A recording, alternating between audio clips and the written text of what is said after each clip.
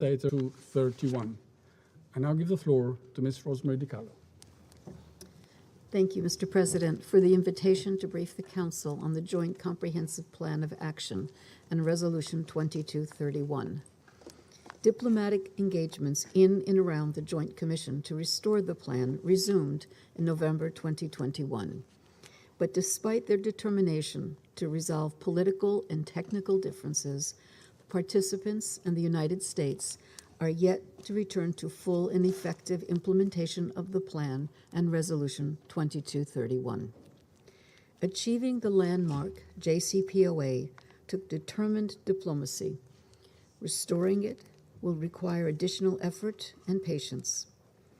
Together with the Secretary General, I therefore urge the Islamic Republic of Iran and the United States to quickly mobilize in the same spirit and commitment to resume cooperation under the JCPOA. In this regard, we welcome the step taken by the United States in February 2022 to reinstate waivers on nuclear nonproliferation projects. We again appeal to the United States to lift or waive its sanctions as outlined in the plan and to extend the waivers regarding the trade in oil with Iran. We also call on the Islamic Republic of Iran to reverse the steps it has taken that are not consistent with its nuclear-related commitments under the plan. While the International Atomic Energy Agency has not been able to verify the stockpile of enriched uranium in Iran, it estimates a total enriched uranium stockpile of more than 15 times the allowable amount under the JCPOA. This includes amounts of uranium enriched to 20% and 60%, which is extremely worrying. Moreover, on 8 and 20 June, the agency reported that Iran had started to install additional advanced centrifuges at the fuel enrichment plant at Natanz and began feeding uranium into advanced centrifuges at the fuel enrichment plant at Fordow. The agency has also once again reported that its verification and monitoring activities have been seriously affected as a result of Iran's decision to stop the implementation of nuclear-related commitments under the JCPOA, including the additional protocol.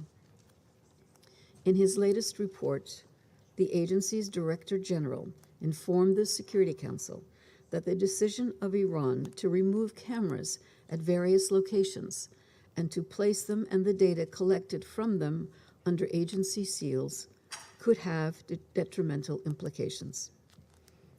The agency's ability to verify Iran's nuclear activities and to confirm their peaceful nature are key to the full and effective implementation of the JCPOA. Mr. President, the plan and Resolution 2231 support our common objectives of nuclear nonproliferation and regional security. In this regard, the bilateral and regional initiatives to improve relationships with Iran remain key and should be encouraged and built upon. We also continue to encourage member states and the private sector to engage in trade with Iran using available trade instruments to address ongoing challenges. In addition to the issues with regard to the implementation of its JCPOA commitments, it is also important for Iran to address concerns raised by participants in the plan and by other member states in relation to Annex B of Resolution 2231. Mr. President, I will now turn to the measures set out in Annex B to the resolution, as outlined in the Secretary General's 13th report on the implementation of Resolution 2231. First, on nuclear-related provisions, no new proposals were submitted to the procurement channel in the last 6 months. The Council, however, received 5 notifications submitted pursuant to paragraph 2 of Annex B for certain nuclear-related activities consistent with the plan. Second, regarding the ballistic missile-related provisions, France, Germany, Iran, Israel, the Russian Federation, the United Kingdom, and the United States provided information to the Secretary General and the Security Council concerning ballistic missile launches and the presentation of a new Iranian medium-range ballistic missile between November 2021 and February 2022. We also received information from these same states about 2 space launch vehicle tests and 2 static engine tests by Iran between December 2021 and March of this year. The information provided reflects divergent views among these member states as to whether those launches and other activities are inconsistent with the resolution. Third, we reported on our analysis and examination of information from Saudi Arabia and the United Arab Emirates related to paragraph 4 of Annex B to Resolution 2231. This paragraph pertains to the supply, sale, or transfer to or from the Islamic Republic of Iran of all items, materials, equipment, goods, and technology as set out in Council Document S/2015/546. This document includes ballistic missiles, cruise missiles, and other unmanned aerial vehicle systems with a range of 300 kilometers or more.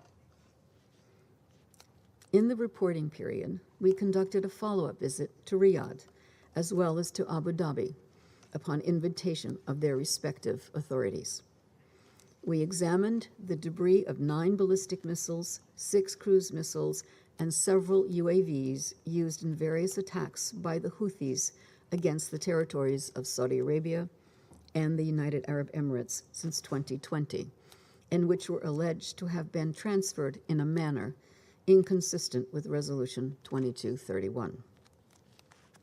We observed that the debris of the 9 ballistic missiles and 6 cruise missiles had similar design characteristics and parts consistent with those of missiles examined previously and assessed to be of Iranian origin. We also assessed that these missiles or parts thereof to be of Iranian origin. However, we have not been able to determine when the ballistic missiles or parts thereof may have been transferred from Iran. In particular, whether such transfers occurred after 16 January 2016, the date on which the restrictive measures set out in Annex B to Resolution 2231 came into force. Finally, on the assets freeze provisions, we did not receive any information alleging actions inconsistent with these provisions of the resolution. Mr. President, the JCPOA was a triumph for non-proliferation and multilateralism. After several years of uncertainty, the plan is now at a critical juncture. We hope that the Islamic Republic of Iran and the United States will continue to build on the momentum of the last few days of talks facilitated by the European Union to resolve the remaining issues.